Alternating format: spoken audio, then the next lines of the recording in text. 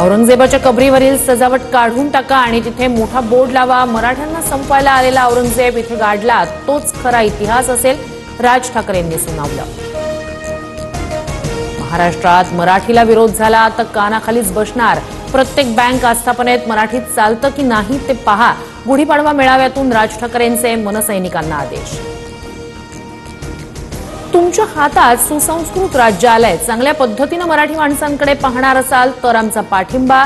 राज ठाकरेंचं मुख्यमंत्री फडणवीसांना आवाहन.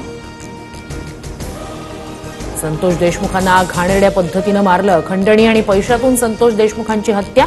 मात्र वंजाऱ्यानं मराठ्याला मारल्याचं चित्र निर्माण केलं. जातीविद्वेषावर राज ठाकरेंचं परखड भाष्य. संदीप देशपांडेंकडून आशिष शेलारांवर काव्यात्मक टीका. स्वतःला मुंबईचा शेलार समजणारा हाच खरा झोलार. वांद्र्यातून निवडून येण्यासाठी शिवतीर्थावर पाठिंब्याची भीक मागतो. देशपांडेंचा हल्लाबोल.